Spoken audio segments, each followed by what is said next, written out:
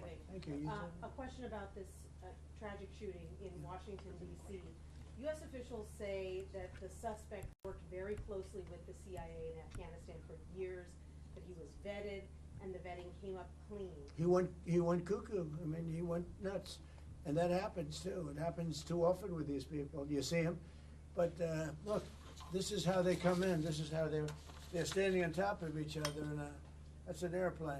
There was no vetting or anything. They came in unvetted. And we have a lot of others in this country. We're going to get them out. But they go cuckoo.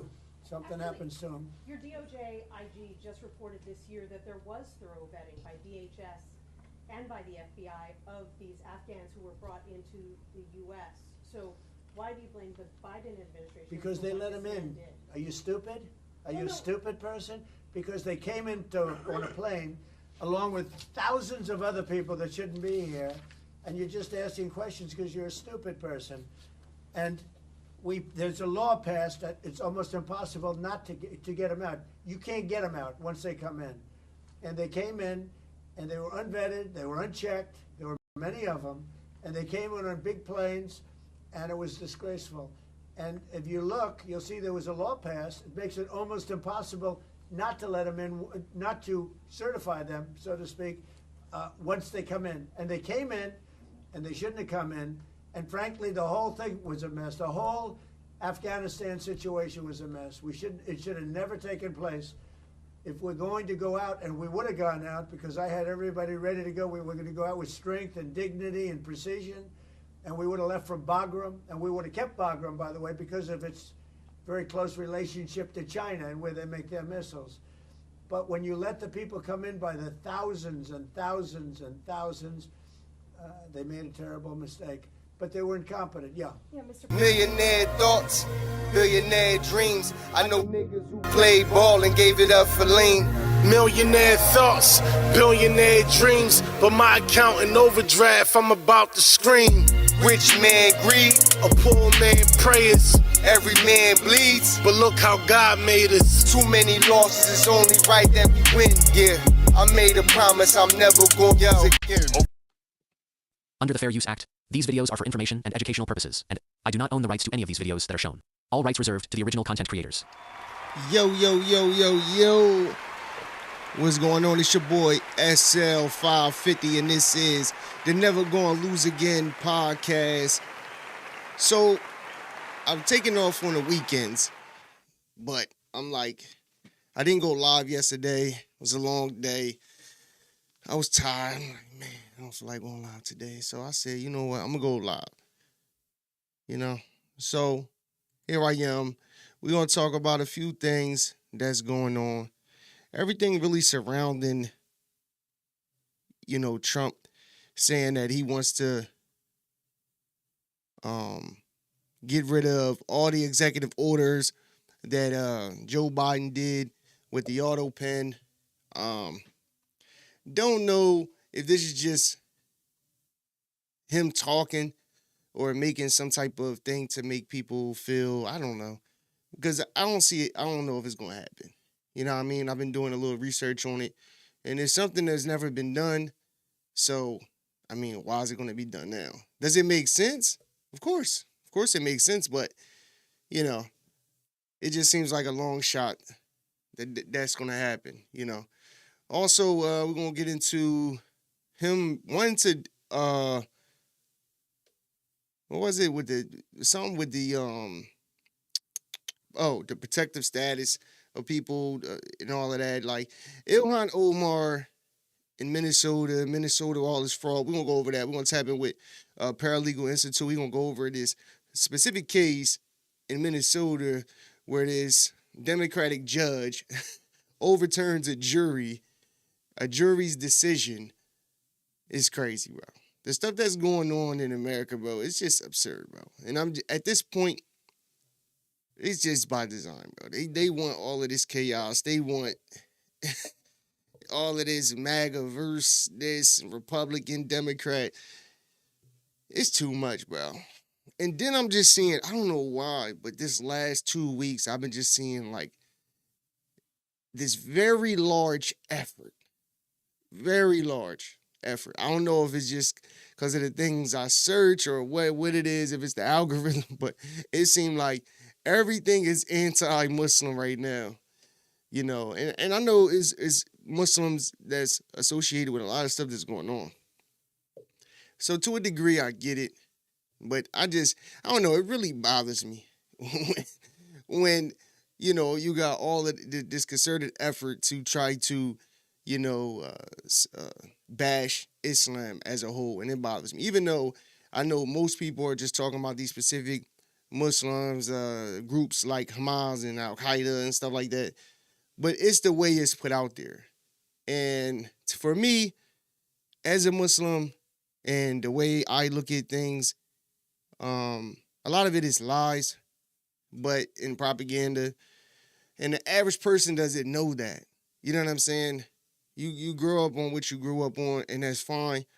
But when it comes down to it, I just hate the effort that so many people are putting in to try to disprove Islam and all of this stuff. And honestly, it's by design though, you know? Because for me, I'm just saying for me, everybody's entitled to believe in what you believe in. That's your business. You know what I'm saying? But when you know the truth and you know history in itself, you see this stuff and you know that it's just the devil. It's just the devil working at his best. And so, you know, you just gotta stay prayed up, man. But anyway, man, before we start, man, make sure you like, share, comment down below whether you agree, disagree, doesn't matter. Also, hit that subscribe button if you are not subscribed. Also, hit that notification bell so you get notified every time your boy go live. So we're gonna start out. We're gonna tap in with Doc Rich, talking about this whole autopen situation. Donald Trump, I guess he's looking to do this. Don't know if it's gonna happen, if it's just a talking point, if it's just politics, but we're gonna see. We've got some bombshell news, ladies and gentlemen. I mean, absolutely crazy stuff right here due to what Uncle Trump has recently said. And yes, this is massive, absolutely massive, considering what this could actually mean due to Joe Biden's cognitive disability. And we got to talk about it. All right. And that is the autopen and what Uncle Trump recently said. And I'm going to read it. It's right there on your screen, as you guys can see. It says, any document signed by sleepy Joe Biden with the autopen, which was approximately 92%, okay, use the autopen 92% of the time, is hereby terminated and of no further force or effect. The autopen is not allowed to be used if approval is not specifically given by the President of the United States. The radical left lunatics circling Biden around the beautiful Resolute desk in the Oval Office took the presidency away from him. I am hereby canceling all executive orders and anything else that was not directly signed by crooked Joe Biden, because the people who operated the autopen did so illegally. Joe Biden was not involved in the autopen process, and if he says he was, he will be brought up on charges of perjury. Thank you for your attention to. Yeah, and I seen somebody analyze this autopen situation, and I don't know if it's 100% conclusion, but they were doing a handwriting analysis of Joe Biden, of course, and Jill Biden, and was saying that, I forget which letter it was, if it was the B or something like that. You know, they be extra with the handwriting shit. But it was saying that the handwriting looked more as though as if Jill Biden was signing these things. And it kind of makes sense. She was in meetings, all types of stuff. Not saying that, I don't know if that's uncommon for, a first lady or whatever. I'm pretty sure it's not. But she was definitely involved in a lot of things.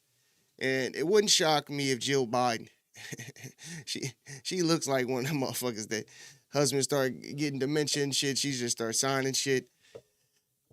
Oh, man. But I don't know if this is going to happen, though. We're going to see what, I didn't watch this. But I fuck with Doc Rich. I haven't played one of his videos, so I'm like, let me play one. But let's see what he talks about. This matter. Now, I say this is massive because of the things that Joe Biden signed, allegedly signed, right? Because the autopen. Those things include Ketanji Brown Jackson, a Supreme Court justice. Those things include appointing judges across this nation. Those things include pardons, right? Some preemptively, right? Which is crazy. All types of things that were signed by Joe Biden's autopen. So this could be absolutely massive. Massive. And the way Trump said this in his post, he's saying it as if it's already in effect. Like, because he said it's effective immediately. That, you know, basically all of these executive orders that Joe Biden passed won't be in effect. So I'm wondering if this is like a thing now or not. But what was also suspicious about, you know, obviously we know Joe Biden plenty of times said that he wouldn't pardon his son. And then, you know, in the end, he pardoned his son. But it's the things that he pardoned, like, his family that had nothing to, like, nobody, like, they weren't on any radar or nothing. And he pardoned members of his family. For me, that's suspicious. If I'm not, like, his son with the laptop situation and all of this, like, he was looking at time. But, like, there he pardoned people that wasn't even, like, in any criminal matters at all, which is kind of suspicious. And I don't know, it's just weird. That whole situation was Now, weird. I want to get into this clip of this whistleblower and what he had to say about Joe Biden's autopen, because it is quite interesting. It is really quite interesting. So let me go ahead and play that for you guys. Check it out. The U.S. Constitution vests executive power in a single person, the president. At the founding, the president exercised the executive power through only a small group of trusted advisors and personnel. In fact, President Washington had a 4-member cabinet. Today, the president directs a Leviathan executive branch with 15 cabinet departments and at least 4 million full-time executive branch employees. Damn. The executive branch proliferation has a single source. Hold on, we ain't gonna skip over that. You see how many, hold on, let me rewind that. Am I bugging? This motherfucker said, how many? Cabinet departments and at least 4 million full-time executive branch employees. The executive... Bro, do you see how big the government is, bro? What the fuck? That's... branch proliferation has a single source of democratic legitimacy. That by order of U.S. Constitution's Article 2, the president is both elected by the American people and vested with the executive power, all of it. Traditionally, the president takes positive actions and authenticates those actions through his signature. His signature is required for the most significant actions he may undertake: to sign an executive order, to take any action invested in him by the Constitution, as in granting a pardon, and to take the most important action of all, to sign a bill into law. In all these cases, the president's signature is itself the protection of democratic principle. When the president signs, he communicates his assent and endorsement of the action he takes. The autopen is a device that signs the president's signature to a document. The Oversight Project, of which I am a board member, has discovered that the Biden White House deployed an autopen to affix President Biden's signature to pardons, prison commutations, executive orders, and presidential proclamations. The Oversight Project's research has found that the Biden White House first deployed the autopen to affix President Biden's signature to a proclamation on day 5. Hold on. You know what's funny? You know what I'm like thinking about? Yo, bro, Joe Biden is still alive. Joe Biden, you know, had a horrible debate and stuff, but he was still. So if this is true, and they did use an autopen to sign a lot of these documents and pardons and whatnot, why? Was he that, like, not there to where he couldn't even sign his own signature? And he said on day 5, what? Yo, this of his stuff administration. is crazy. And that there were at least 3 different autopen signatures in use throughout President Biden's tenure in the White House. In June 2022, the Biden White House began deploying the autopen to sign clemency warrants and executive orders. Autopen use skyrocketed from there. We found that of the 51 clemency warrants issued during the Biden presidency, over half, 32 in total, were signed with an autopen.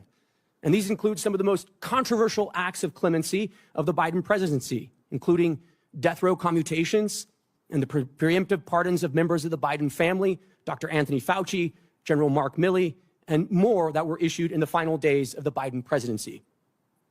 We reviewed President Biden's schedule and his publicly available media and were unable to find any record of President Biden's personally approving these actions, such as a statement issued by the president himself to reporters. In addition, we found that the Biden White House used the autopen to affix President Biden's signature to clemency warrants and executive orders while the president himself was in Washington, D.C. for at least some of that day, and thus was presumably available to sign important executive actions. Yo, I was just looking this up because I'm like, what's the because that would make sense. If something needs signature right now, right here, and the president may be at a meeting overseas or doing something important and can't get to it, that's when you can get the approval to use the autopen. But I'm just saying, they're saying that this autopen was used multiple times. Like, yo, I'm going to let him finish this. Finally, we found multiple days where President Biden wet-signed a bill into law, but used an autopen to issue an executive order or for other important executive actions. So he could. The Biden White House's widespread use of an autopen to affix President Biden's signatures to documents that exercise executive powers belonging solely to the president poses significant constitutional, legal, and practical considerations. Once the president's signature is copied and loaded into the autopen, the machine can sign documents as the president himself would. To be blunt, by using the autopen, anyone can sign documents as the president himself. Now, to be clear, I'm not here today to suggest that the autopen is bad. It's just technology. I'm here today because of... I disagree. I think the autopen should be gotten rid of. Why are you using it? If you're too feeble to sign, and yes, I understand the president has to sign a lot of things, but that's why it's not a regular job. Okay, if you're not able to sign, then it just doesn't get passed. It just doesn't become law. That judge doesn't get appointed. Whatever. The president himself or herself, maybe one day, needs to be able to sign each and every document. No autopen. Get rid of the autopen. Yeah, because it leaves room for the bullshit. That's why I feel what Doc is saying on this. It leaves room for malicious intent, period. And how many people have access to this autopen? Like, so they could just be signing anything. And this is what I said, yo, because I seen something, and we'll get into it. But I seen something with Ilhan Omar, and I'm with this whole fraud situation, and I'm like, she's a congresswoman, so she has some sort of power within the government, unfortunately. So all she's going to do is find a way to make sure all of these Somalians, especially the ones who was close to her and that is doing the fraud and things that they got going on in Minnesota, all she's going to do is make sure they had a proper documentation to stay. They're going to try to find some loophole, something. It's so much good, bro. That's my philosophy. That's my thinking on it. But what's yours? Let me know in the comments, all right? Only in Questions America. concerning President Biden's capacity and whether the autopen was used to usurp presidential power or to conceal the president's decline. As the sitting president's mental acuity declined, potentially to the point of incapacitation, his administration's expansion of the powers of the presidency raises more questions than answers. Any investigation into this matter should focus not only on whether President Biden directed or authorized subordinate staff to take action in certain instances, but whether he had the capacity to do so at all. The 25th Amendment lays out clear procedures for what to do when the president is incapacitated. It was carefully drafted and informed by our nation's history. The Biden administration ignored it all to aggrandize executive power and push the country further in their preferred ideological direction. It is our obligation at this point to get to the bottom of these issues and to ask the important question as to whether or not the autopen and other devices were used to cover and obscure President Biden's mental decline, undermining our national security and also the Constitution. Yeah. So lots of weird things going on. He signed for one thing, but used the autopen for others on the same exact day. He was in DC, but still used the autopen on certain days. Weird stuff going on. A lot of weird stuff. Yo, listen, bro. It's not a secret, bro, that Joe Biden. I seen what's the names of Joe Biden, where this dude couldn't even put on a pair of sunglasses. I seen, obviously we all seen him fall off the bike. We all seen him, trip up the stairs. The bike situation, that was like some just, I don't know, some old age shit, but we seen a lot of stuff with Joe Biden, bro. It's not crazy to think that Joe Biden wasn't all there, bro. Like, he couldn't formulate sentences. They can blame it on him having a stutter, but you watch. That's why I say technology, social media, all of these different platforms that people have to get information, video. Now we have so massive amounts of video of Joe Biden not too long ago when he was, when he was all there, and he didn't have no stuttering problem. He didn't, all of the things that they try to use to try to manipulate the people, he didn't have any of that stuff, man. And so he definitely wasn't all there. I believe it was Jill Biden, this is my opinion allegedly, but I think Jill Biden played a massive role in this shit, and others. Happening. And I want to play this other clip to these from people? White House correspondent Gabrielle. I don't even know how to pronounce her name. We're going to call her Gabrielle C. But she has firsthand experience working with the autopen in the White House. And take a listen to what she had to say about the autopen. Check it out. We never print out any presidential document that requires the signature unless it says in writing, ready for AP being autopen. Then myself or any of my former coworkers would take that document, walk it up to the 5th floor of the executive building, and we would hand it over and stand there, sign a piece of paper with Office of Records Management. There's a whole process that is required to be cataloged. So when you hear someone say, I don't know who told me which way or whatever. Well, even look at the recent New York Times article. Joe Biden said, I was responsible for all of those 1,000 plus pardons. And Jeff Zients, the chief of staff, was also there, and he can vouch for me. All that is in the National Archives. It's on the White House server. So if these people don't want to necessarily perjure themselves, although I think they already have guilt by admission in some cases and omission, there is an easy process in which the National Archives and the White House servers themselves, So, as you heard there from someone who has experience with the autopen, there is a process that goes along with using the autopen. So, long story short, there should be a paper trail for each and every document that the autopen signed.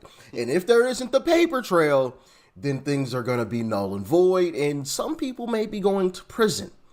Okay? So this is going to be quite interesting.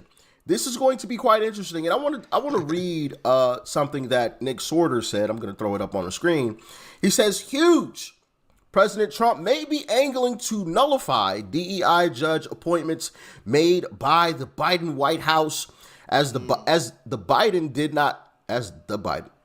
there's a typo there. As Biden did not sign their commissions as required by law. This would be massive. DEI Judge Ketanji Brown Jackson could be in danger of losing her seat. For example, statutes dating back to 1792, and still in force, require that commissions be signed by the president and sealed with the Great Seal. If a staffer used the autopen to sign Biden's name without his authorization on the commission for Article 3 judges, the argument can and should be made that their rulings are not enforceable. Hey, yo, man, shout out to Doc Rich bringing the information on this autopen situation. I think it's simple. I think it's not going to be, obviously Trump knows that the autopen was used and used maliciously, and that's why he's making these accusations, because I'm pretty sure he had his people look into whether or not there are records proving that, you know, Joe Biden knew that the autopen was being used. You heard the lady say that there's a process. So it's simple. If the process wasn't, then it should be null and void. Will it though? We'll see. There's been a lot of things floating out there every week. It's something new. Somebody looking at jail time. You know, you see what just happened with Comey and Letitia James. Mind you know, they still in hot water, but still, you just see these judges being able to just overturn these situations or fight Trump on everything. How are you the president of the United States of America? And a judge, bro, could just be like, nah, you can't do that. Nah, you can't do that. So, like, most of the things that has been done, and look, it seems as though under Joe Biden's administration has been done to undermine the executive power, no matter who was in power. So it's either going to, well, it looks as though if Kamala would have won, we know she would. She'd have been getting nothing but praises for every bullshit law she passed. You know, they'd have been manipulating the people, trying to, oh, no, it's fine. You know, our experts said that this will boost the economy. You know, they'd be sending more money to Ukraine, all types of stuff, man. And it'd been another 4 years of just disaster. Just imagine if Kamala and Tim Walz as the vice president, bro. Oh, man. Sports would be done up. Women would just be in shambles. But women support this stuff, bro. That's the craziest part, is that they're fighting so hard for you to basically not care about having children, which will in return, you know, give you a family, which in return will give you true happiness. Instead, they tell you to go out here, bust your ass, work, become, you know, they pushing for prostitution to be legal, all type, just abortions for everybody, all types of just evil things, man, to be honest. And if Kamala Harris would have won, it would have just made their power even more. And everything that Trump said that they were trying to do with, like, killing the filibuster, they would have did that. They would have stacked the Supreme Court. They would have did all of these things, and it would have been pretty much impossible for anybody to get elected in the Republican Party. I can bet that. Well, let's get into this next story. What Paralegal Institute breaking down this case, I believe in Minnesota, is, you know, kind of goes into this whole fraud ring that's going on with these Somalians out there. Let's get into it. This one is a good one. Are you sitting down? I hope you are sitting down, because this one is going to knock your socks off. So, hey, yo, what's funny about looking at them, like with this food and shit, is that it's all fake. It's all fake. They cooking all of this food. They making it look all good. Yeah, we're feeding the children. Ain't no children getting fed. Oh, man. It's not even funny, to be honest with you. These people are so fake. If you want your socks to stay on, just hold on tight to your socks, people. There has been a rash of fraud in Minnesota, in the Minneapolis area, St. Paul, particularly among certain communities. You know who they are. And we have been covering this for many months at this point. In fact, you see the feeding your future fraud. They was trying to make it look like they were serving the community. They was all just making personal plates. That Ilhan Omar promoted. You see that on the screen. We use this footage a lot. But there were many other fraud. And one of those was a Medicaid fraud. Now, one particular person who was convicted, y'all, he was convicted of a $7.2 million Medicaid fraud in Minnesota. He was previously convicted by a jury. After his conviction, the judge has now gone back, reviewed the entire trial. This is not an appeal, people. Hey, yo. This is not a higher court. Can't make this up. This is the same judge that presided over his trial, has reviewed the trial and said, know what? Nah. According to Minnesota law, We cannot convict him. And Yo, just think about that, though. This guy was indicted. You know, his case is brought up to the grand jury. They indicted him. He went through the whole process, took it to trial, lost in trial. He's going to give more details on it, but he says that they didn't take long. The jury said it didn't take long to find him guilty. So it wasn't like they were having trouble. There were some legal, verbiage that they didn't understand or anything. No, they found this dude guilty. And this judge, I don't even know, has that ever even been done? I know judges can, they pass down a sentence. So if the jury finds you guilty, the judge is up to their discretion based off the evidence and testimonies and things like that, whether or not you're going to get a lighter sentence or the maximum sentence. But to actually say, you know what, I know you guys said he was guilty based on all the evidence that's on the table, but I'm going to just throw it out. Yo, bruh. That sounds like that, we're going to get into that. It sounds like they was paid, though. He has thrown out the conviction. Now, I'm going to explain this to you here today. I'll be right back. And I'm going to tell you exactly why she threw his conviction out. I'm going to tell you what the next steps are. So, again, socks will be knocked off. Make sure you're sitting down, y'all. Let's go ahead and get into it. But before we do, y'all, we are launching our official Patreon. So if you want to be a founding member, now let's get into the story. A big reversal in a $7.2 million fraud case in Hennepin County. The judge has thrown out the jury's guilty verdict. This is a case Lou Raguse has been following since the beginning. The judge's actions could make it harder to prosecute state fraud cases in the future. Lou?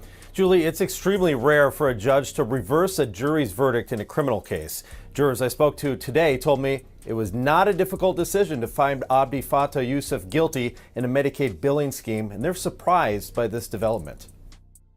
At the August trial for Abdi Fattah Yusuf, the jury heard evidence that he ran his home health care company Promise Health out of a mailbox at a Central Avenue address where multiple other home health care companies were supposedly located. Yusuf and his wife Lol Ahmed were charged with stealing $7.2 million of taxpayer money through Medicaid overbilling in a personal care assistant or PCA scam. The couple allegedly spent tens of thousands of the fraud money on luxury items for themselves. Despite the jury swiftly convicting Yusuf, Judge Sarah West last week decided they got it wrong. Okay, so we're just about to get into why the judge has thrown out the jury verdict. Again, this is not an appeal. This is not like you see on the movies where you lose at trial court and you say, I want an appeal. No, this is the same trial court judge who just sat through the entire trial, who directed the entire trial, who put this trial into the hands of the jury. She gave the jury the instructions. The jury came back with their verdict for this trial. And after they convicted Mr. Yusuf, the same judge for this trial, not a higher court, the same judge came back and said, you know what? Nah. And she said, Mr. Yusuf, you are not actually guilty. So she took it, put it in the hands of the jury, and then took it back out of the hands of the jury. Now, first, I'm going to let you listen to a lawyer explain a little bit. See, you know, these news reports, they don't go deep, right? But we're going to go a little deeper. First, I'm going to let you listen to a lawyer explain a little bit, brief explanation. Then I'm going to put some more details to it so you can understand. It's reversing or overturning a jury's verdict. Defense attorney Joe Tamburino, who's not affiliated with this case, reviewed the decision and analyzed it for KARE 11 News. He says Judge West ruled that the state's case relied heavily on circumstantial evidence and that she believed the state did not rule out other reasonable inferences. That, in fact, there could have been other reasonable theories other than guilt in this case. That's what it comes down to. All right, so prepare to have your socks knocked off. So the matter here is that all of the evidence, according to the judge, all of the evidence in this case is circumstantial. So you have Mr. Yusuf's signature was on a piece of paper that was fraudulent. But hold up, I didn't sign that. They signed my signature. Or Mr. Yusuf received millions of dollars in personal benefit. I think he received at least $1 million personally of the 7.2 million fraudulent gains, right? He received money. But hold up, he thought that this business was functioning properly. He wasn't the person running. Yes, he was the owner, but he wasn't running the business. It was his brother who was doing it.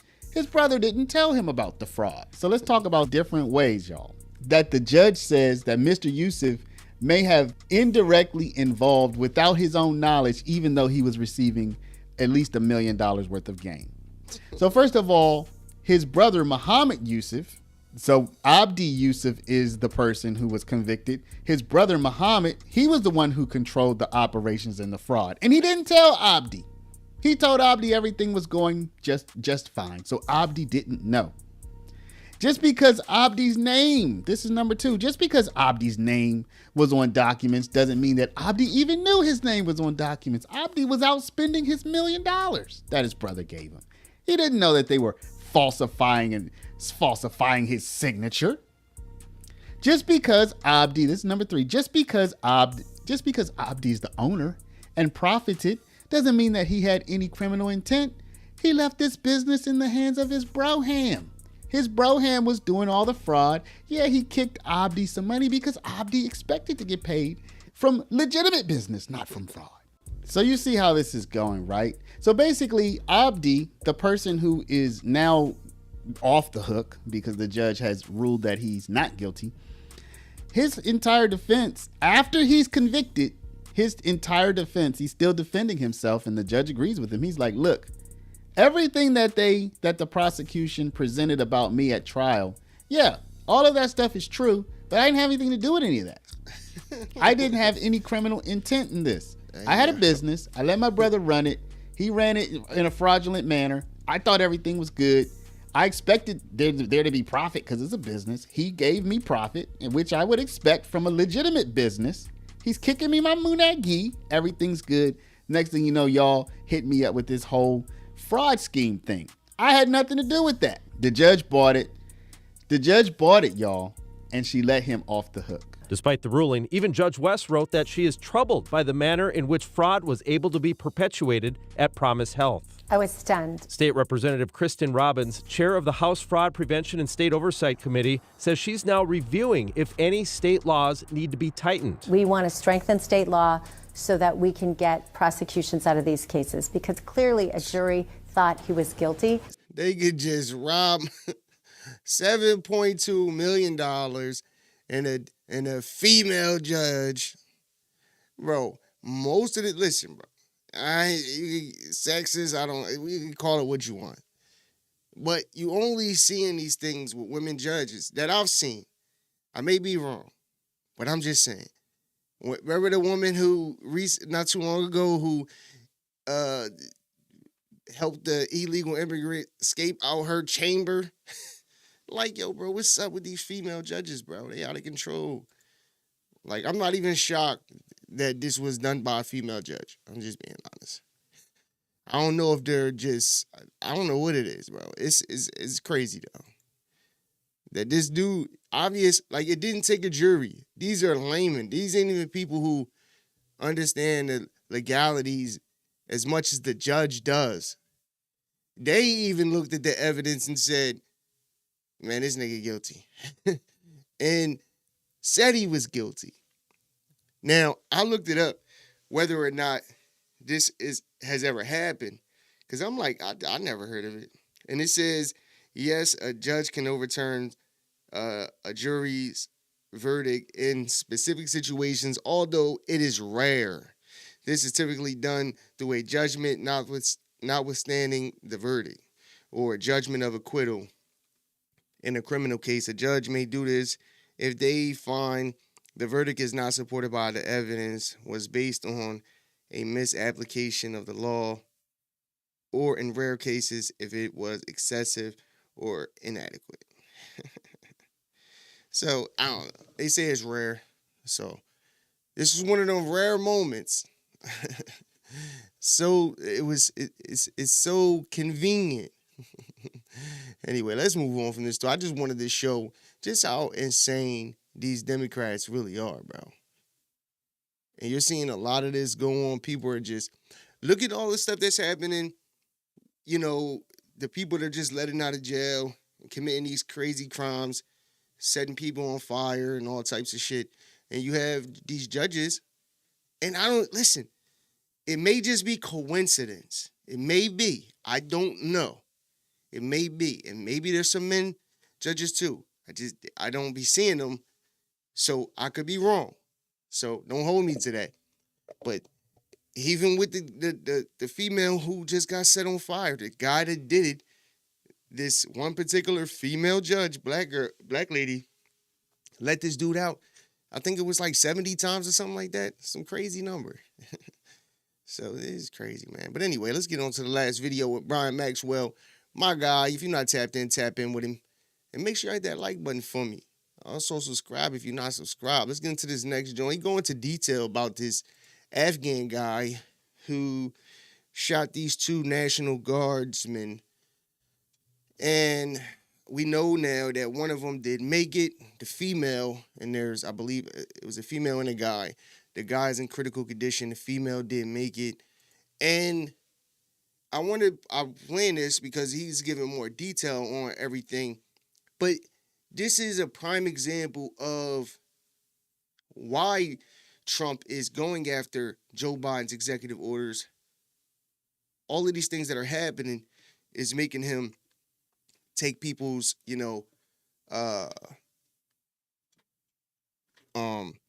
access to here in America, their visas and all of that stuff, the temporary protective status. He's going after all of that. And to be honest, as an American, you should respect this because he's trying to.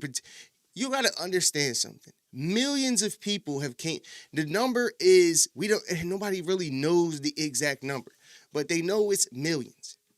So whether it's 2 million, 1 million, or 20 million, it's still insane to know that so many people were brought into this country with like little to no, they said they did background checks and all of this stuff. I don't believe it though, because you've seen the pictures of massive people just coming in. You're not gonna tell me these people vetted all of these people. I don't believe it. So many people are here, don't know their intentions, don't know why they're here, and it's not going to be a shocker to see that they hate America when you got people like Ilhan Omar, who's a congresswoman, a Somalian girl who came here as a refugee, I don't even understand how these people are able to be in the government.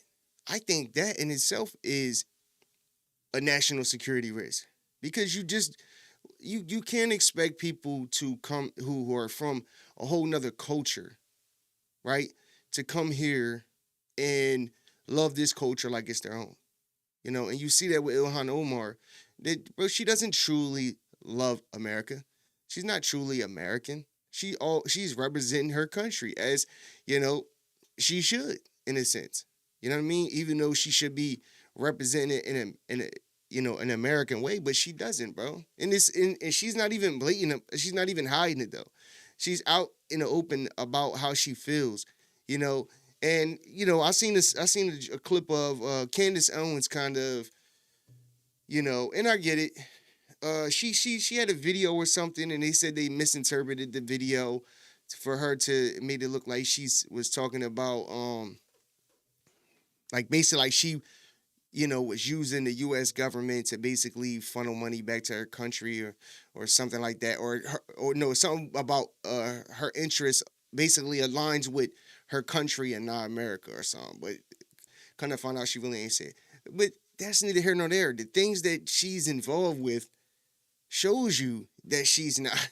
Because you could say, oh, they misinterpreted the video, but they didn't misinterpret this fraud that's going on. They didn't misinterpret it. It's happening in Minnesota. A lot of fraud. That case that this judge threw out, this was a real case. This this guy and his business defrauded $7.2 million. And this is going on, that's just one incident. So all of this money is being defrauded from us, the taxpayer, and we're not even benefiting from it. We pay all of these taxes. Just think about it. You pay all of these taxes, all of this extra taxes that they add, and these bag taxes, and all this new shit that they doing. And it's like we're paying absurd amounts of money to the U.S. government. And the United States Americans aren't even benefiting from it. Illegal immigrants are. And even legal immigrants that came here as refugees. How are they benefiting from taxpayer money? I don't get it, bro. That's not America first at all. But let's get into this video.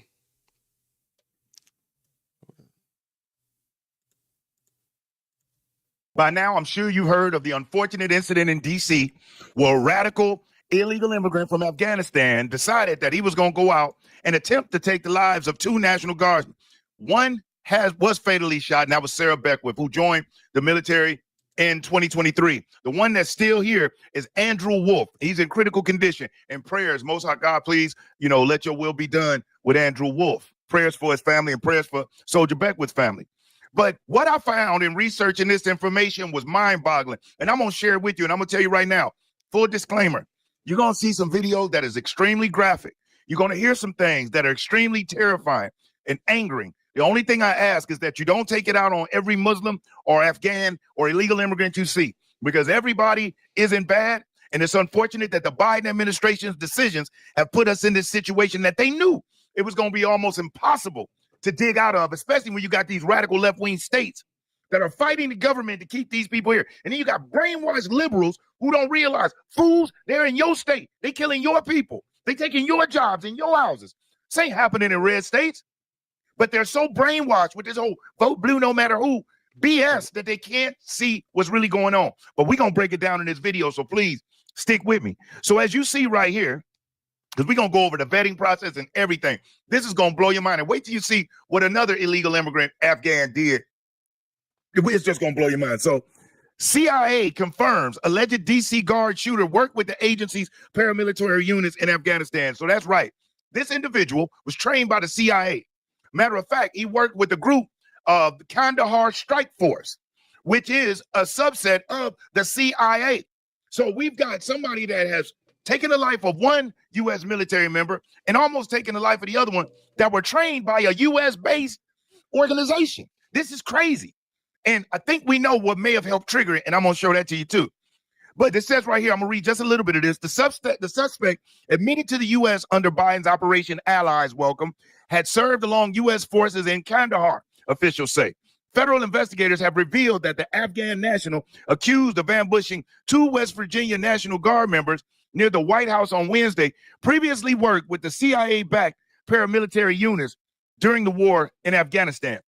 And one thing I'm not going to do, I'm not going to say this individual's name. Matter of fact, there's other people online, Kristi Noem and other members of the Republican Party that are refusing to give this evil person gratification of saying their name. But that's what they did it for, the gratification and yada, yada. I'll call, when you hear me use evil, you'll know who I'm talking about. So the suspect, Evil, 29, entered the United States on August the 2021st through the Operation Allies Welcome program following the Biden administration's chaotic withdrawal from Afghanistan. The program, which paroled tens of thousands of Afghans into the United States, has since been criticized for inadequate vetting process. And this here is the image of Evil, and that is Soldier Beckwith, who joined in 2023. And just so you know, they even found this individual's strike force badge. They got Evil's strike force badge. So it's not speculation. We now know. And if there was any question about whether this was really a CIA-backed group that he was a part of that got him into the country, inside Unit 1001, the CIA-backed strike force that trained the White House gunmen. Now check this out. Evil, the Afghan accused of shooting 2 National Guards, served in a unit that was notorious for operating above the law.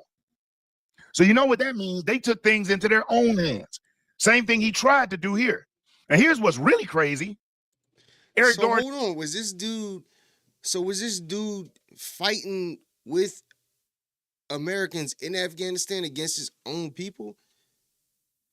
or son, I don't. This is, yo, this dude is crazy. But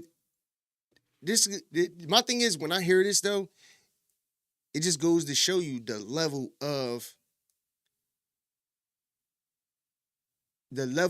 which they're willing to go.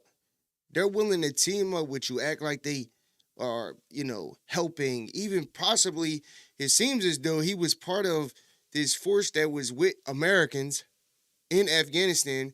So I don't know for sure. I don't know if he's going to say it or not, but he possibly was even killing his own people to get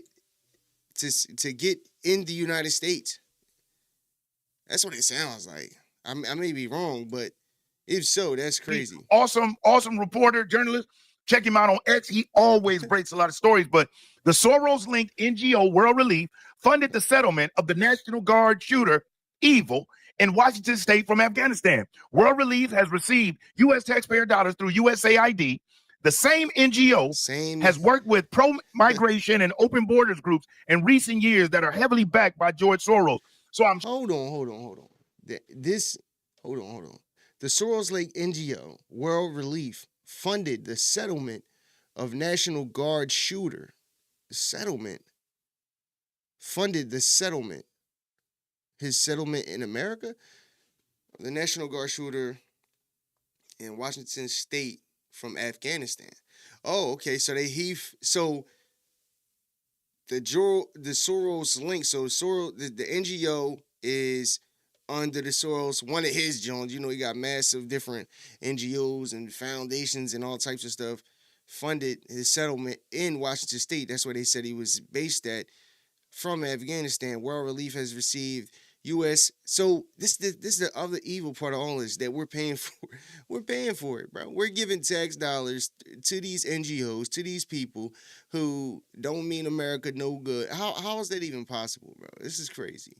This same NGO has worked with pro-migration and open borders groups in recent years that are heavily backed by George Soros. So this dude, George Soros, is heavily involved in so much of the evil that's against America.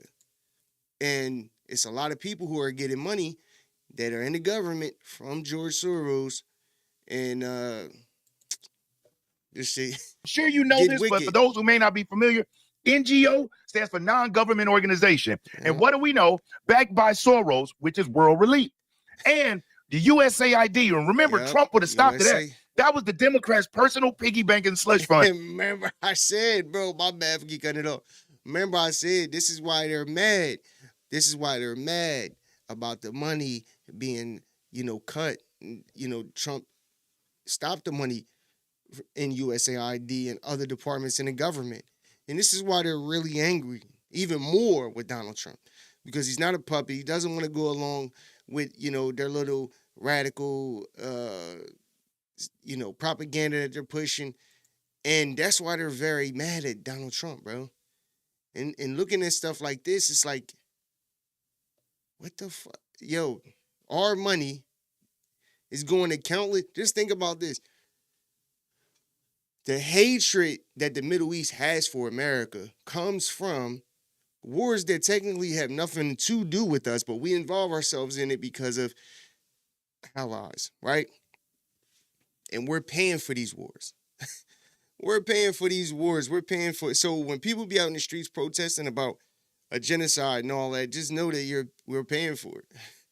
So, bro, this stuff get deep. This whole NGO situation is crazy. That they use to fund the destruction of our country. And what they would do during the Biden administration, they kick billions of dollars to the NGOs. The NGOs are in turn controlled, most of them by the Open Society. Yeah. Open Society is George Soros' company and organization. So they kick that money in. George Soros takes the billions, funnels it back into the country, buying radicalized DAs and attorney generals, buying politicians who are lawless and who hate America, getting them elected so he could try to destroy America from within rather than from the outside. From the outside, that's not happening. But from internally, that's why they had the mass immigration.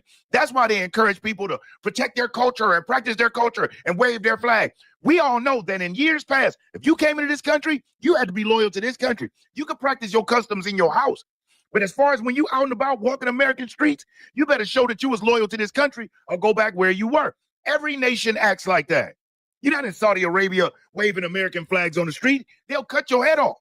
But here, these left-wing radicals that are paid and owned by Soros for whatever reason, maybe they feel like they're going to be promised that they're going to be in control of a province or something if they sell the country out. I don't know what their end game is, but it seems to me that it'll be apparent. If they destroy America, you're destroyed too. Your family members too, fool. But it's the love of the mighty dollar that has these left-wing radical libtards doing the stuff that they do. But this is the individual's face where you can clearly see evil's face. Now, I want to ask you a question. I want to show you a clip, and I want you to look at this clip, and you tell me, when you hear what she says now in a whole different context, if it makes sense to you that this may have sparked what happened. Check out Senator Alyssa Slotkin and what she says. It may not have paid attention to it before, but now in the wake of everything that happened, and remember, she's CIA. So listen to the dog whistle. Check this out. If you're enjoying this video, do me a solid, hit that thumbs up, because I'll never ask you for a cash app, super chat, or a donation. You hitting that like button really helps the channel getting the video out there. And if you aren't subscribed to the channel, subscribe. And when you do, make sure you hit the notification bell and select all. YouTube has issues getting notifications out, but when you select all, YouTube will make sure that you get notified when I upload new videos. Look at these videos coming out of places like Chicago. It makes me incredibly nervous that we're about to see people in law enforcement, people in uniform military get nervous, get stressed, shoot at American civilians. It is a very, very stressful situation for these law enforcement and for the communities on the ground. So it was basically a warning. They are trying to wield. So basically a warning. Remember, she's CIA. She's very familiar with propaganda. She know exactly what she was doing. Was that a code word? Was that a trigger? I'll tell you what I did find is that you do a search on evil's name, right? And you can go to Google and you can find out how often this person's name was Serge, who looked for it, and all of that. Over the past 7 days during a week period, it's funny that the only time this individual's name was searched was on November the 21st at 3 o'clock. And guess where that person was located that did the search? In Israel. How would anybody in Israel even know this individual's name and he's an Afghan? They're not like known as friends. And they searched the name 27 times on November the 20th. Hold on. This now, hold on. This is a whole nother Pandora's box opening. Because it would make sense since Benjamin Netanyahu and Israel been getting America to go to war for them on behalf of them for decades now. So how else do you convince them, right, by having a Muslim, right, perpetuate acts of war against military? Like, just think about that. Think about that. This guy goes directly for National Guards. Come on, bro. This stuff ain't by coincidence, dog. It's by design. And you don't know how many more of these types of people are here willing to do the bidding of people. And I'll be like, yo, you be surprised, bro. I was telling people this in one of my previous videos, that because everybody think that Muslims are, put on these bombs and these bombs and, say Allahu Akbar, and, because they think that they're going to get some type of, I don't know, they say 70-some wives in the hereafter or whatever. No. Most of these people are manipulated by force, not really manipulated, but forced to do these things. Or their family would be killed and things like that. You're not going to sit here and tell me, bro. Yeah, you may have some who are manipulated because these extreme Muslims use the Quran and, manipulate people into thinking that they're doing God's work. That's in any religion, though. They do that. You know what I mean? It's a lot of people thinking that they're doing God's work. But anyway, these people are a lot of these people are being manipulated to do these things. And I wonder, they got this guy in custody. I wonder if they're going to get any information out of him, you know. But more than likely they won't, especially if this guy was CIA, basically. So this guy isn't, you know, he's probably skilled to a degree. 21st. Was the 21st supposed to be the date that it went down? In Israel. That seems really odd to me. Yeah, that's so odd. Tell me in the comments, does that seem odd to you? Now, I want you to listen to FBI agent Nicole Parker, who was in the FBI during the people that hate the Muslims the most. Biden administration and participated in the vetting. And they was funding Hamas. Remember, they were funding these people. This is what gets so wicked about a lot of this stuff. Is like, they be like, America be funding this shit. These regime changes in other countries and them infiltrating other countries and stuff like that. Excuse me. Man, this stuff be deep. Process of the Afghans. Listen to what she say. And wait till you hear disgraced General Milley, the traitor of this country. Listen to what he says. Check this out.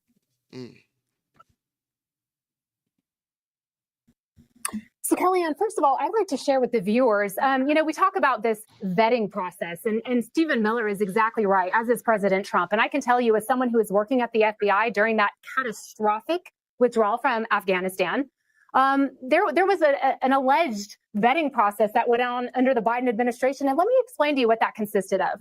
There were FBI agents like myself and all FBI employees. We received emails asking to, you know, go help with this operation and this effort. Some went over to Qatar, others went to Kosovo, others went to Bahrain, different areas overseas, and they were supposed to be vetting individuals coming in from Afghanistan. And let me tell you what actually went down. There were FBI agents that went, there were FBI analysts that went, and they, for example, an FBI agent would be partnered with a DoD contractor. These DoD contractors did phenomenal work. They worked tirelessly, as did the FBI agents. And they had to literally interview all of these Afghanis that wanted to come into the United States. And they would ask them questions. They would look them up. They'd do deep dives into certain information. I'm not going to go into all those details. But Kellyanne, there would be times that there would be red flags. Are you comfortable that enough vetting is being done here before these evacuees are brought to the U.S.? I mean, I talked to the Customs and Border Patrol. I talked to the FBI that was here. And they've had, I think they said a couple of hundred or something like that have popped red. Once the individual comes out as red, something is up. Then they go into an individual room and they start interviewing with FBI, CID, NCIS, those sorts of folks. And then they work through whatever the issues were. In many of the cases, they end up getting cleared. In others, we have to take further measures. But I'm very comfortable that you know, these folks are being properly cleared through the FBI. And therefore, yo, bro, it's so crazy to think that these people in the government, whether military, CIA, FBI, whatever the case may be, are willing to sell out their own country, bro. Like that they have family in. You know what I mean? Like, so this directly affects them too. I don't get it. I don't get it, bro. It's not enough money to make me, you know, do these things. Unless these people are being forced to do some of the shit that they're doing, but it just doesn't make sense, bro. It's no, like, bro, all of them, it's no way you vetted all these people. Bro, look at they already, before this stuff, people, they were complaining about, you know, that the process for people to be vetted and brought in legally was basically a long process. So you're going to tell me upwards of, let's just say 10 on the low side, 10 million immigrants were vetted properly to come into America?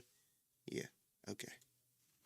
or it would be brought to the attention of the Biden administration, particularly their State Department, and they would basically override their concerns and basically say, you know what, we're going to have them come in anyway, with the understanding that many agents from the FBI felt. And again, the FBI agents would document into a report exactly what information they were told. And so they did what they could. They did their job to do that vetting. But when you're being overridden by the Biden administration, by the Biden White House, by the Biden State Department, there's not much that you can do. And I can tell you that the government spent, a friend of mine was over there in August of 2022. He guesses that they probably spent billions of dollars on this operation. He calls it the largest boondoggle ever in government history, that they were looking like they were vetting. They were not. They allowed people in, and agents said this is a ticking time bomb waiting to explode, and that is what we witnessed today. An individual who never should have been permitted into our country was here and caused an act of terror. And my prayers go out to these service members. Let's pray for them that they survive this, but this is unacceptable, and this is what was happening in the last administration. We had open borders at the South, we had open borders to Afghanistan, and we have got to get those that want to cause harm to our country, they need to be gone. Now, with all the talk of the Democrats' destruction, I want to take a moment to give a shout out to the sponsor of this video and partner of the channel, Chapter. Now, in the lamestream media, they're saying, oh, they were given asylum under Trump. As if we don't all know that there are at least 670. Bro, look at all of them people on this aircraft, bro. Bruh. Yo. A lot of people should be going to jail, bro. Just think about this, though. You don't know where these people are, what states they're in,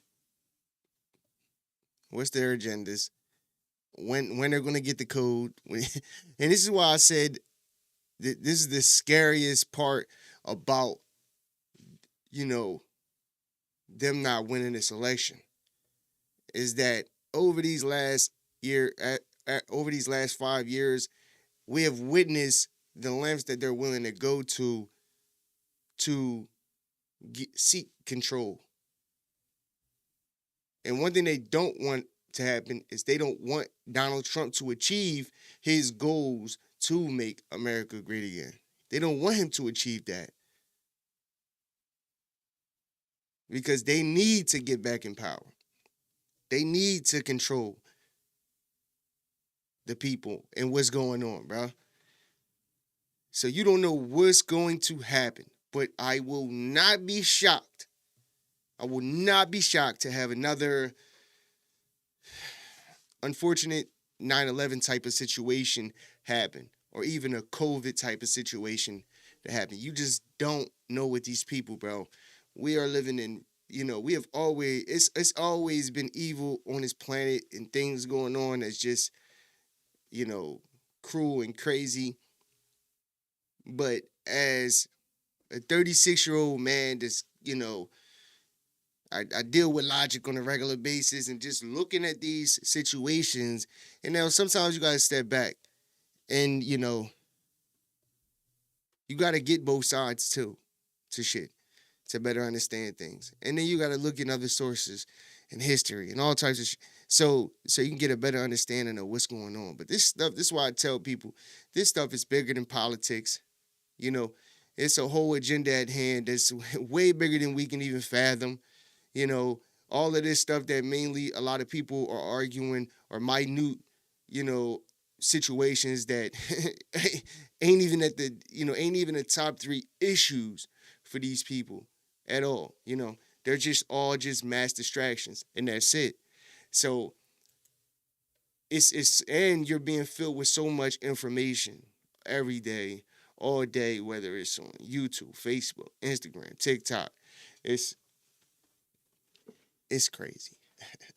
But it's my whole thing is it not treason or traitorous to have all of these people come into this country for what? That's my thing, bro. The world is a big place.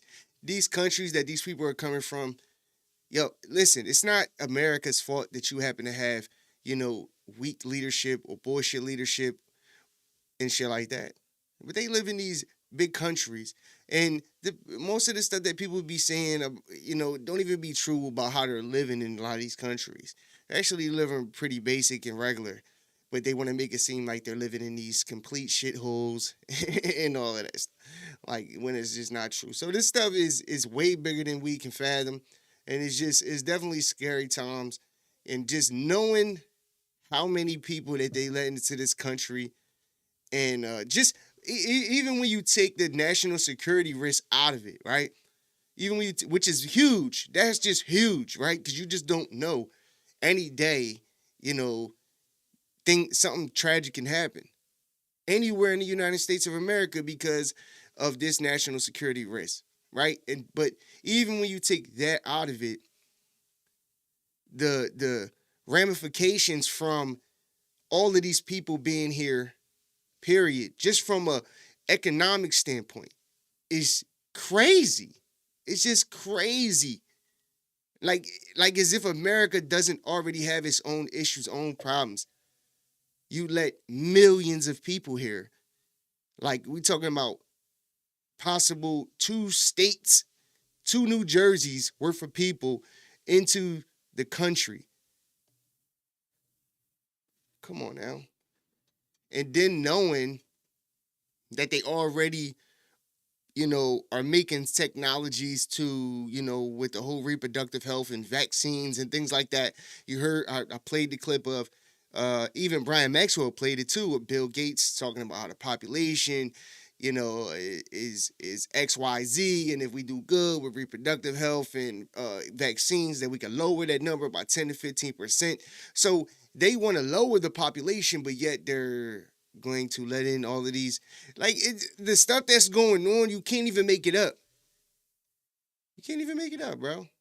Just so much evil and wicked shit that's going on, bro. It's crazy. 671 confirmed Biden judges spread out around the country. We know it. These judges are activists in black robes. How many other people were granted asylum? How many other judges blocked orders during the Trump administration? So this individual evil comes in under Operation Welcome Whatever under Biden, applies for asylum in 2024, and then is granted it in 2025 for them to say he was granted asylum under the Trump administration. Give us the asylum judge's name. And let's see if we know what the Trump administration stands for. So we know that's a non-starter. But look at how they're trying to spin it. Now, this picture right here, this is the actual picture of what it looked like with the Afghans that they brought into the country. How many is this on here? It doesn't say specifically, but look at the hundreds. This is a real shot from the actual plane and remember, they were doing secret night flights. The Biden administration was flying people in secretly, flying them in over the border where they weren't going through the typical customs channels. That's how these folks were brought in. And it probably wasn't even Biden. Now, check this out as we got more information on evil. Listen to this as they break this down. His housing, where he was living at. And you got to ask yourself, a place that has a 6 month to 3 year waiting list for veterans, Americans, all of that. How do these Afghans get in there and jump the line and get housing? But hey, yo, it's a little off, but it kind of goes into what he was saying about the judges that he appointed, right? So it just made me look up, because I don't. And listen, bro, this is nothing against women, but I said this before. These people understand human behavior. They understand the differences between, the sexes and stuff like that. These people are not dumb. They're deliberate. They're far from stupid, bro. They know what. Excuse me, they know what they're doing. So I looked it up. It's not like. So it says, while the total number of judges appointed is subject to change, Joe Biden appointed more than 144 women judges who represent about 63% of his total judicial appointments compared to men. This means men make up roughly 37% of his judicial appointments. So he purposefully put in women in these positions. Not saying they're not qualified, not saying all, but it's by design is all I'm saying. And so this is why I said that me seeing, and listen, I'm not being sexist, because everybody, what's wrong with women being judges? There's nothing wrong with women being judges, dog. There's nothing wrong with it, even though, that's another thing. But anyway, all I'm saying is there's nothing wrong with women being judges. If they're qualified, they're qualified. You know what I mean? All I'm saying is it's not by coincidence that he appointed so many more women judges in these. Now, what we do know about women versus men, right? I was just talking to my mans about this not too long ago. Women are more agreeable than men. They're more emotional than men. We know this. This is just biology on how men and women operate, right? This is why when I see most of these things that are going on with when you're hearing that a judge, does this, blocks Trump's bill or something, whatever it happens, most of the time is women. You know what I mean? Because they do what they're told pretty much. You know what I'm saying? Like, you could call it sex, you call it what you want, but women are more agreeable, more emotional. And when you see these things, it's not surprising for me when I look at it and know that it's a woman. So they purposefully put more women in these judge seats under Joe Biden. Yeah, facts. Women are too emotional. But I'm not sitting here saying that there aren't women that aren't qualified. Pretty sure they are great women judges. I've seen some. It may not be criminal, but I've seen judges who are fair, who are, good judges. So it's not like a sexist thing. All I'm saying is these people aren't dumb. They know what they're doing. They put these women here specifically, especially with all of the women rights issues and things like that. All women are just being able to vote. Women are just being able to get these jobs and things like that. Well, it's by design is all I'm saying. So I had to look that up real quick because I knew that would be the case. And that's why you're seeing it. Most of the judges that are blocking Trump's, things that he's trying to do are women judges. Not saying that none of them are men. I'm just saying most of it is coming from women judges, bro. It's crazy. Check this out. Sent shockwaves through Bellingham and the local refugee community. Thousands of refugees have come to Washington state since the U.S. withdrawal from Afghanistan. Come on, senior reporter Chris Daniels continues our team coverage from Bellingham. In this waterfront town with a ton of history, it is an oddity that no one wants to discuss. Yeah, that's crazy. Bellingham, the city where D.C. sniper John Allen Muhammad once lived, is in the news because another resident is accused of going to Washington, D.C. and shooting people. And this time, the circumstances are also complex. I know we've definitely done a lot. Whatcom County has opened its arms to Afghan refugees who fled during Operation Allies Welcome. World Relief of Whatcom County says they are proud to have welcomed nearly 400 Afghan refugees, and multiple churches have also helped with food and housing. In fact, the Washington Department of Social and Health Services says thousands of Afghan refugees sought humanitarian relief in 2022 and hundreds more in the last couple of years. The board member for the group Afghan Advantage, an organization that has worked to empower and educate local refugees, called the shooting allegations heinous, leaving the community heartbroken, noting Afghan allies and their families who are given the chance to rebuild their lives here feel profound gratitude to the United States. They are thankful to see their children safe, thriving, and especially for their daughters able to receive an education, an opportunity many girls in Afghanistan are currently denied. But this radical comes over here and decides that he's gonna, he's gonna just jeopardize that for all of them, and to do that to service members for our country while fleeing yours. Why didn't he do that in his country where he has such a beef and it's so wrong over there? He chose to leave, but he wants to come over here pulling out weapons instead of being a man and going over there to his country and fighting for what he believes over there. See, that's why I don't fall for any of this immigration crap, because if it's so bad over there, but you come over here, you want to pick fights with government over here. But where the real gangsters at, and it's really going down there where the real fight is happening, they don't want that. Like Ilhan Omar, she wants to come over here and talk big, because if she went over there to Somali, them Somali terrorist group will cut her head off in the middle of the city. She couldn't talk like that there like she does here, and they know it. Why? Because members of our government are soft. They still haven't realized the world has changed. This ain't 1960. This ain't 1970. This is 2025. It requires drastic measures. Now, what you see here. I wanted to say something real quick, because even though I know this, hold on.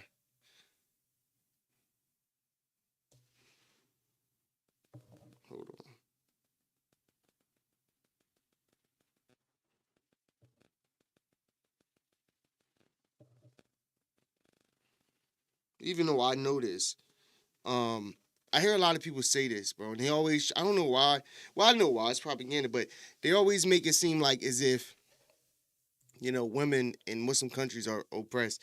And it's just not the case at all. Like, they claim that women can't get educations.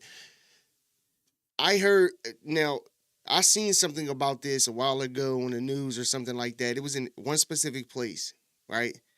Like, don't know how true it is or not. I'm not from there. Maybe I'll do some research on that specifically, but he is killing me right now. Anyway, it's my son. He keep calling me. But I asked are Muslim. I asked this to Google because Google is obviously based here, you know, and sometimes if you look on Google, it's biased in some cases, whatever.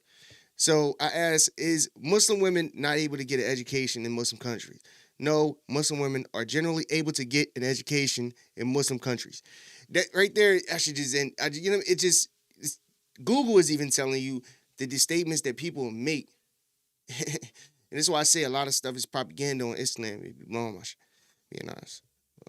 So it says, no, Muslim women are generally able to get an education in Muslim countries, and in many cases achieve high levels of educational attainment. The only country where the de facto authorities have currently banned women and girls from secondary and higher education is Afghanistan under the Taliban regime.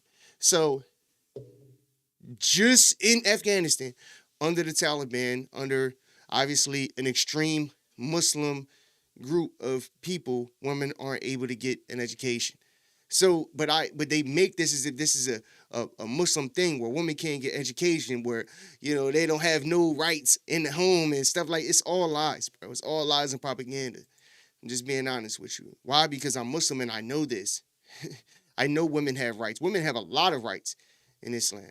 So it just be lies, bro. And I just hate that because a lot of people be reporting. Not saying Brian Maxwell. One thing that I respected in the beginning of this video is that he said, don't take your frustrations out on, because you shouldn't. You know what I mean? Like, what are you talking about? You know what I mean? Like that's like all the, you know, these mass these serial killers that happen to just be white men. You know, it's like, you know, people just saying all white men are serial killers. Like, nah. You know what I mean? But anyway, let's get back into this video. These two individuals, let me give you their names.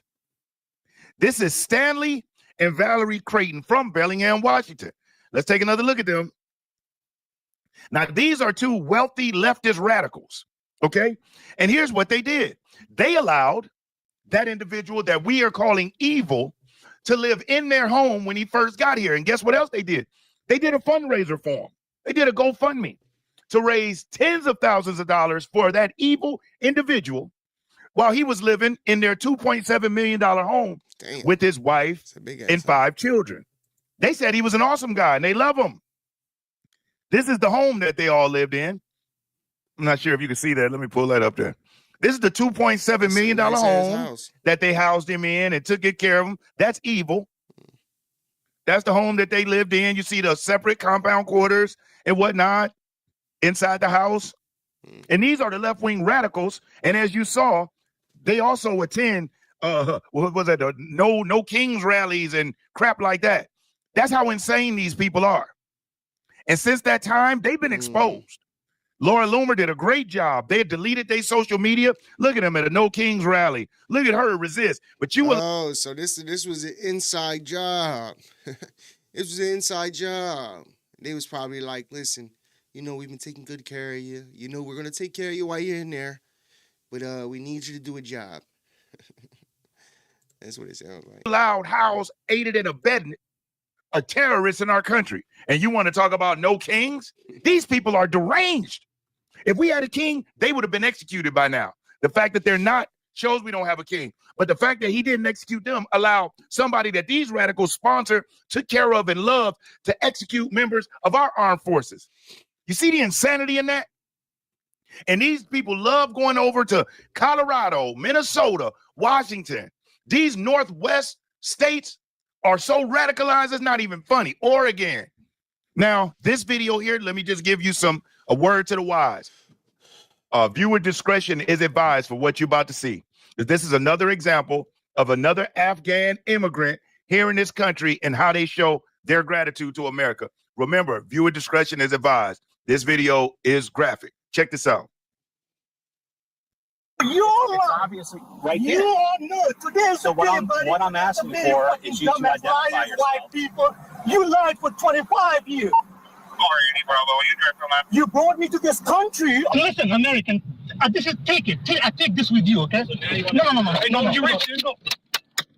Oh, shit. Now, as you heard, he starts off saying, you know, today. Hey, yo, hold on, bro, because this nigga, listen, he one of these sleeper cells. Look, hold on, let me rewind this.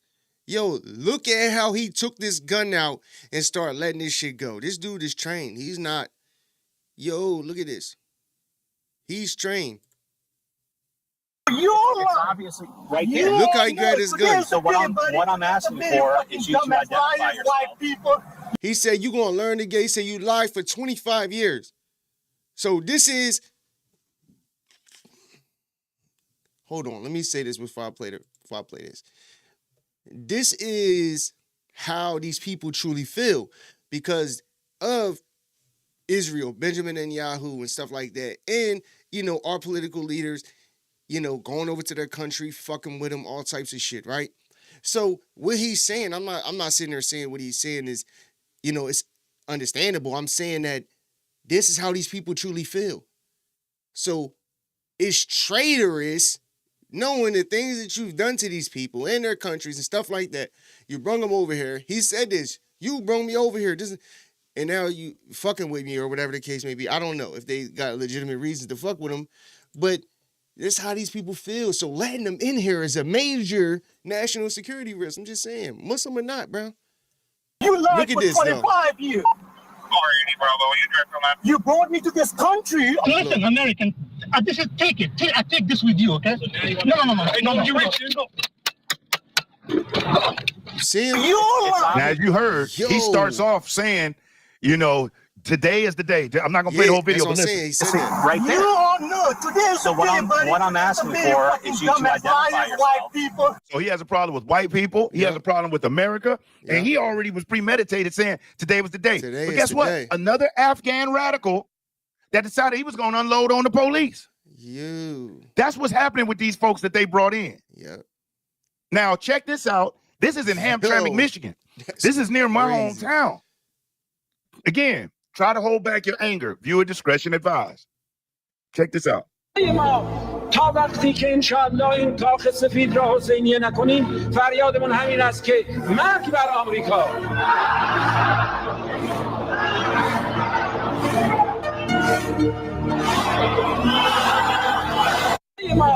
And they said until they turned the White House into a Islamic center, and then they chanted DTA.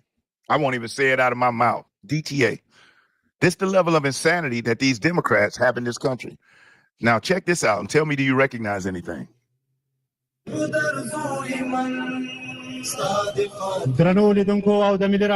I'm gonna mute it. Do you recognize anything? You should. This is all American military equipment that the Biden administration just so happened to leave. It all looks brand new, don't it? They're literally holding a parade in Afghanistan utilizing our equipment that we just mistakenly left and armed them with. Look at all of that, bro. That's crazy, bro. You can't make this up. This is why I said that they are funding this shit. They want this stuff to happen. Man, you got people that's in power, bro. And that's controlling shit, that's, doing these things. They probably not even in this country, to be honest. I don't know if this is all part of this whole New World Order shit. What are they trying to start a World War III? I don't know, man. If this is, some religious thing, I don't know. But this stuff is crazy, and that is even more crazier. I forgot all about that. They left billions of dollars worth of equipment in Afghanistan. Just think about that. Come on, who would do that? In any scenario where you have valuables to that degree, that's like you saying, I don't know, you got $100 million worth of jewelry in a bag and you left the bag at your, I'm just leave it there. It's all right. We got more of it. Like, what? You can't make this shit up, bro. You can't, bro. That's why I say, this is why when Trump, this is why I fuck with Trump, and this is the reason why I supported Trump, because when you ultimately look at things Trump is doing, things Trump is saying, you like, come on. What has any president ever called out the media saying this is fake news, any of that? I haven't heard it. At least in my lifetime, I haven't. He's calling out the media. We know that the media lies. We know that the propaganda that they're pushing, right? So he was right about that. You know, he said the enemy within, talking about the traitors in our own government, right? And even though Trump is also aligning himself with Israel, there are people that are from Israel that are in our government that aren't aligned with American culture or the betterment of America. They only care about the betterment of Israel, period. Period. There are people in our government who don't care about America. And this is why only in America, where you got these type of accusations with Campbell Soup, them putting processed, which ain't shocking. Come on now. They putting all this processed meat and all types of shit, buying their, just so much garbage going on in America, but yet we're the richest. We're this, we're that. We're so special. But you have so much garbage going on in America, bro. You can't even make this shit up, bro. These people are traitorous. Like, people need to be arrested, bro, for this shit that's going on, bro. Because it's unforgivable shit, to be honest with you. The left has been working with Arabs, in my opinion. You can't make this up. It's been obvious. They've taken a hard turn from supporting Israel, a hard right turn to supporting Hamas, supporting Palestinians, supporting Arabs, Muslims. Hard right turn, or should I say hard left turn. But that's what this is, a display of disrespect utilizing American military that was left by the incompetent, sleepy, creepy, piss pants Joe Biden administration. Now, listen to this individual who didn't show his face, but listen to how he breaks down what type of terror cells we really have in this country. Check this out. Based on your best assessment, what do you think the presence of hostile operatives looks like in the United States originating from Afghanistan and that problem set? Do you have a swag at that? I can tell you on good authority, sir, that there are over 1,000 Taliban and ISKP operatives in the United States. And that number does not include Al-Qaeda. That number does not include those in the diaspora who have been emboldened after the August 2021 withdrawal. That number does not include the sympathizers of the Taliban who are already in the United States.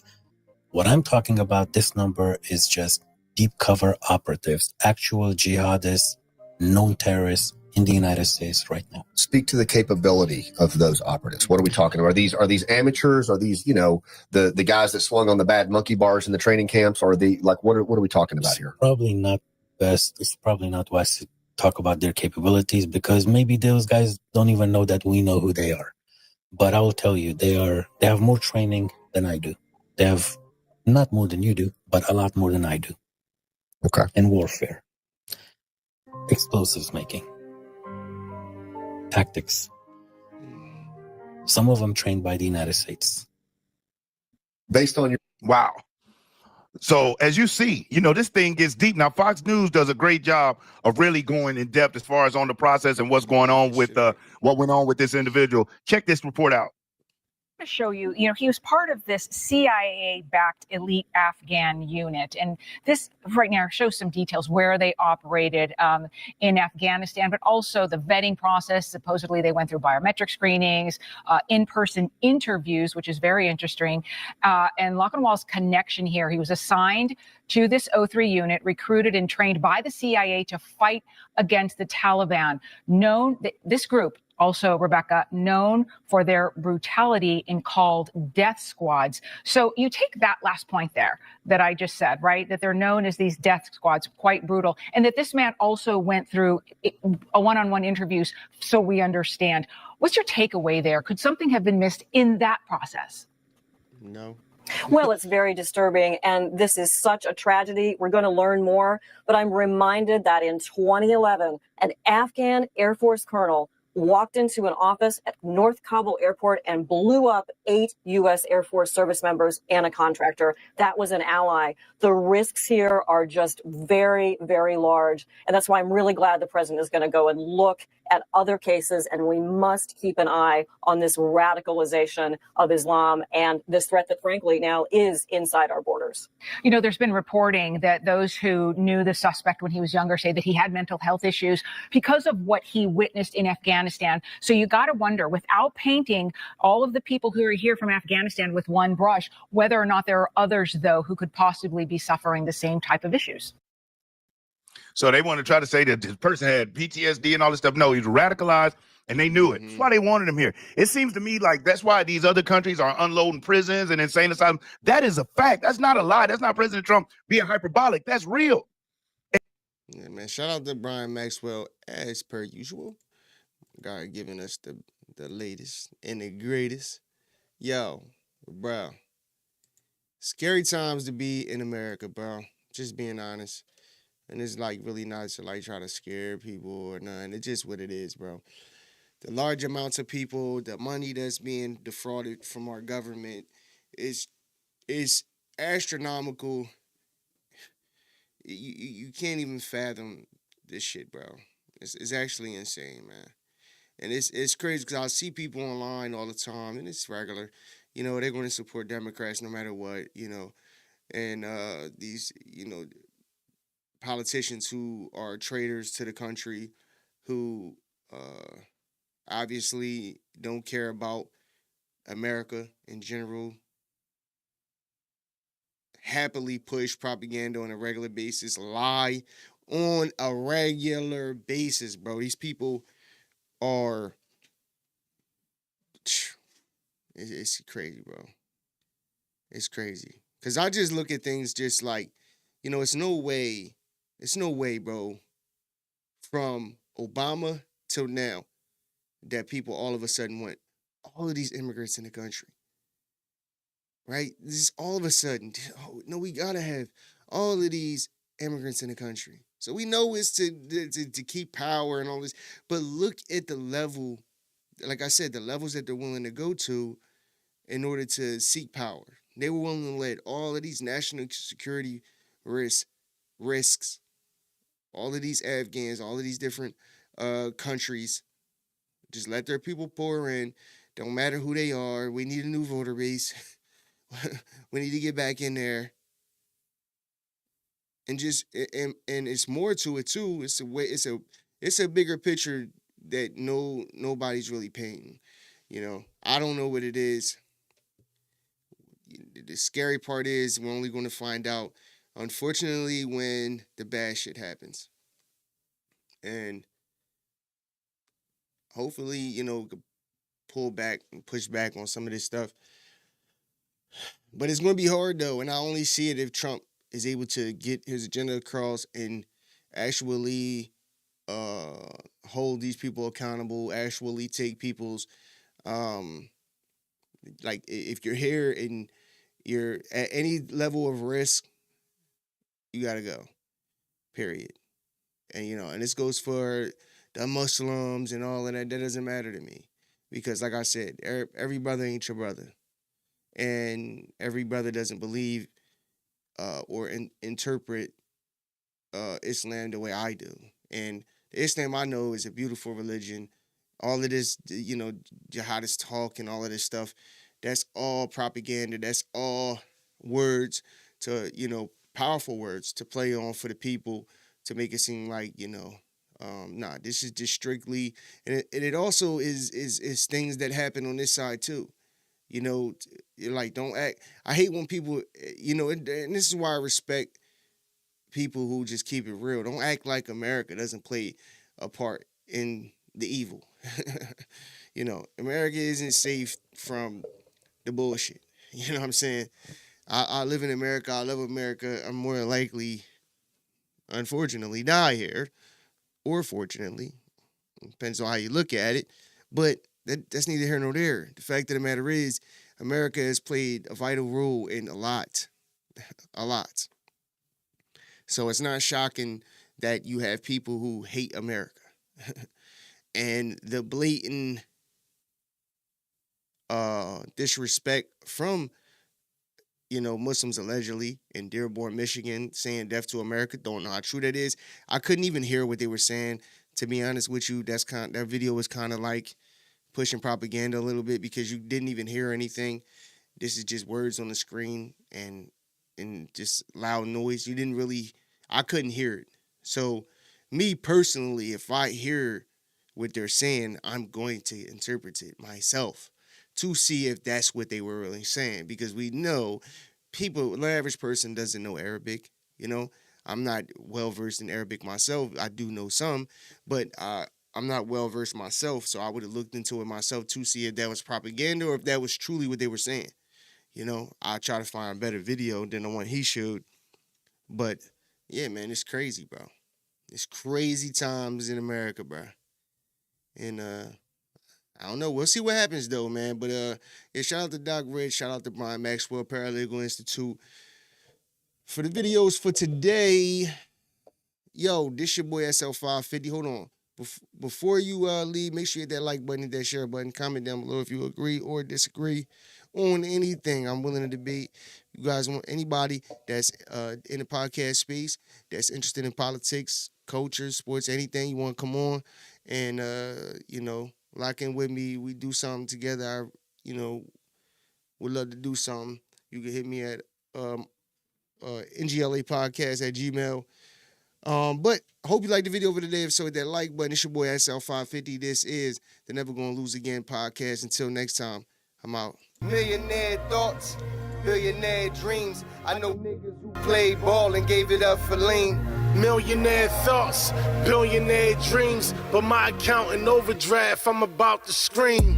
Rich man greed, a poor man prayers. Every man bleeds, but look how God made us. Too many losses, it's only right that we win. Yeah, I made a promise I'm never gonna lose again.